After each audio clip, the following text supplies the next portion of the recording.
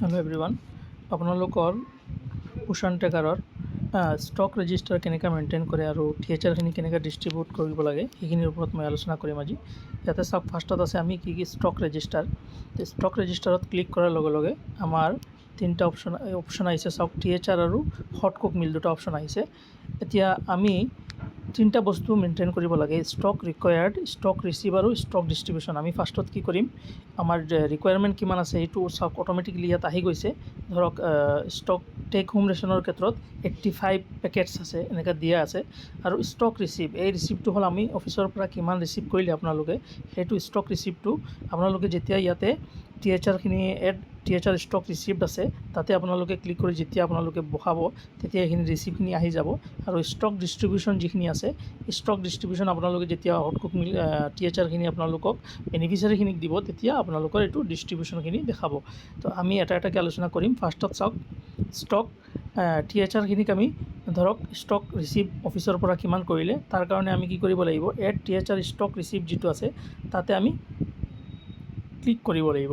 কৰাৰ লগে লগে চাওক ইয়াতে আমাৰ কি আহিছে, ষ্টক ৰিচিভ পেকেটছ। তো THR যিখিনি আছে এইখিনি জেনেৰেলি আমি পেকেটছতে ৰিচিভ কৰোঁ।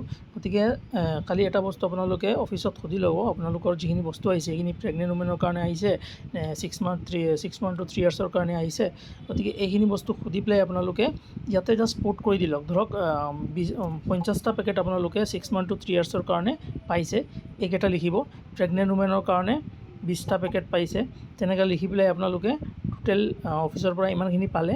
ইয়াৰ পিছত আপোনালোকে 11/7 ইয়াতে চাওক ষ্টক ৰিচিভ ডেট, এই ৰিচিভ ডেটটো আপোনালোকে ইয়াতে কেলেণ্ডাৰত ক্লিক কৰাৰ লগে লগে চাওক ইয়াতে এতিয়াতো জুলাই মাহ চলি আছে, কিন্তু আমি বেক ডেটতো আমি এইখিনি ভৰাব পাৰিম। ধৰক জুন মাহৰ 5 তাৰিখে আপোনালোকে পালে, এইটো 5টো মাৰি অ'কে কৰি ক্লিক কৰাৰ লগে লগে 5/6/2024 এনেকৈ আহি গৈছে। মানে লাষ্ট মান্থতো আমি কৰিব পাৰিম।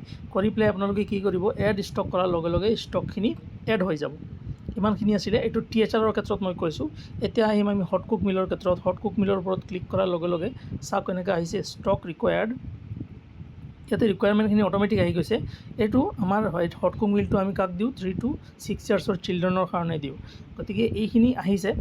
ইয়াতে চাওক ৱাৰ্কাৰ যিজনী আছিলে তেওঁ চাওক ষ্টক ডিষ্ট্ৰিবিউটেড, তেওঁ হটকুক মিলখিনি খুৱাইছে। গতিকে ইয়াতে আহি গৈছে চাওক ইয়াতে 14,100 গ্ৰাম তেওঁ ডিষ্ট্ৰিবিউট কৰিছে, তেনেকৈ আহি গ'ল। মানে ষ্টক ৰিকুৱায়াৰমেণ্টৰ পৰা কিন্তু ৰিচিপ্টটো তেওঁ দেখুওৱা নাই, গতিকে জিৰ' হৈ আছে। মানে তেওঁ এনেকুৱা মই যেনেকৈ অলপ আগতে দেখাইছোঁ যে ডাটা এণ্ট্ৰি কৰিব লাগে, সেইখিনি নোহোৱাৰ কাৰণে ইয়াতে ৰিচিপ্টটো অহা নাই। গতিকে সেইটো আপোনালোকে চবে ভৰাব। তাৰ কাৰণে ইয়াতে চাওক হটকুক মিলৰ ক্ষেত্ৰত কি হয়, হটকুক মিলত আপোনালোকে দুটা অপশ্যন আহিছে, add HCM stock receive in packets আৰু add HCM stock receive in as ration. তো আমাৰ হটকুক মিলখিনি জেনেৰেলি এজ এ ৰেচন হিচাপে আহে। হটকুক মিল ইন পেকেটছটো আপোনালোকে এতিয়া নিদিব। গতিকে হটকুক মিল ৰিচিভ এজ এ ৰেচন যিটো আছে সেইটোতে আমি ক্লিক কৰিম।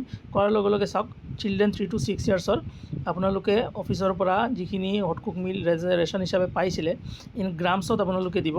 দিয়াৰ লগে লগে চাওক ইয়াতে ধৰক 20 কেজি পালে, 20 কেজি আপোনালোকে 20 বুলি ক্লিক কৰিলে। কৰাৰ পিছতে 20 কিন্তু ইয়াতে আপোনালোকে 20 কেজি পালে, কিন্তু ইয়াত কি কৈছে গ্ৰামত কৰিব লাগে। কিন্তু গ্ৰামত কৰিবলৈ কি কৰিব লাগিব, আমি 1000 এটা মাল্টিপ্লাই কৰিব লাগিব, পূৰণ কৰিব লাগিব।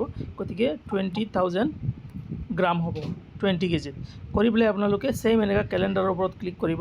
কৰাৰ লগে লগে চাওক ইয়াতে আপোনালোকৰ কেলেণ্ডাৰখন ওলাই আহিছে। মই বেক মাৰি পেলাইও আমি যিটো ডেটত আপোনালোকে পাইছে 1 মাহৰ 1.5 মাহলৈকে আপোনালোকে বেক ডেটত আপোনালোকে কৰিব পাৰিব। কৰি অ'কে কৰি দিলে, কৰি এড ষ্টক কৰি দিলে এইটো আপোনালোকৰ হটকুক মিল ষ্টকটো মেইনটেইন হৈ যাব। এতিয়া আমাৰ ষ্টকখিনি মেইনটেইন কৰিলোঁ।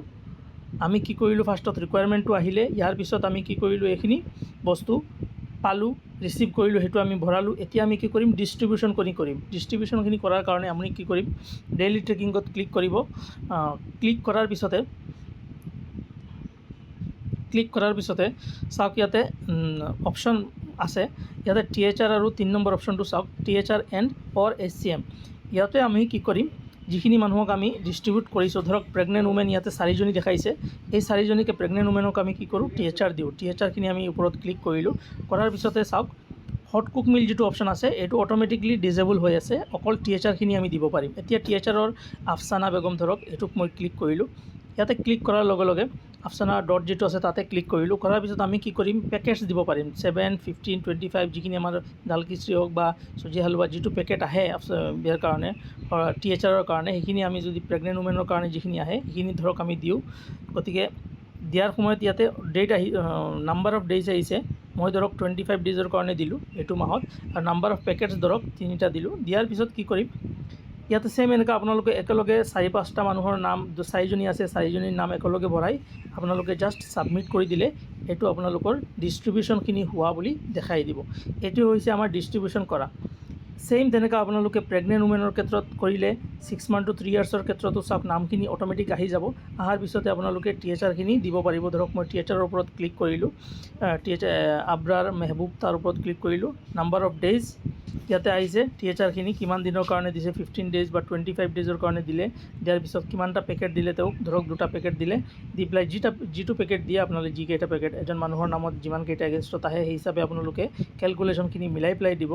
দি পেলাই আপোনালোকে জাষ্ট ছাবমিট কৰি দিলে হৈ যাব। এনেকৈ আপোনালোকে একেলগে চবকেইটা কৰি যিকেইজনক দিব সেইকেইজনক আপোনালোকে ছাবমিট কৰি দিব। ছেইম তেনেকৈ আপোনালোকৰ কি হ'ব, 3 to 6 ইয়াৰ্ছৰ ক্ষেত্ৰত কি কৰোঁ আমি, হট কুক মিল দিওঁ। এতিয়া হট কুক মিলৰ ক্ষেত্ৰত চাওক অট'মেটিকলি আহি গৈছে, কাৰণ সেইখন মেইনটেইন কৰিছিলে কোনোবাই, তেখেতে মেইনটেইন কৰাৰ কাৰণে অট'মেটিকলি কাক তেওঁ হট কুক মিল দিছে আজিৰ ডেটত মেইনটেইন কৰে। আৰু হট কুক মিলটো আপোনালোকে ডেইলি মেইনটেইন কৰিব লাগিব, কাৰণ হট কুক মিলটো আপোনালোকে বাচ্চা ল'ৰা ছোৱালী 3 to 6 ইয়াৰ্ছৰ ল'ৰা ছোৱালীখিনি খুৱায়। গতিকে হট কুক মিলখিনি আপোনালোকে এনেকুৱা 3 to 6 ইয়াৰ্ছৰ ডেইলি মেইনটেইন কৰিব। তেতিয়া অট'মেটিকলি আহি যাব মাহৰ শেষত যে আপুনি এইজন বাচ্চাক তৌচিফ আলম তেওঁক আপুনি এইটো মাহত কিমান দিন খুৱাইছে। HCM গিভেন 3 ডেইজ বুলি লিখা আছে, চাওক ইয়াতে 3 ডেইজ বুলি লিখা আছে। গতিকে মানে তেওঁ 3 দিন খোৱালে এইটো মাহত, সেইটো বুজাইছে। গতিকে এনেকুৱা 4 ডেইজ 3 ডেইজ যিকেইটা দিন আপোনালোকে খুৱাব সেইটো হিচাপে আহিব। গতিকে এইখিনি আপোনালোকে মাষ্ট বি মেইনটেইন কৰিব লাগিব এনিহাও, নহ'লে আপোনালোকৰ ষ্টক মেইনটেইন হৈ নাথাকিব আৰু পিছত প্ৰব্লেম হ'ব। গতিকে থেংক ইউ।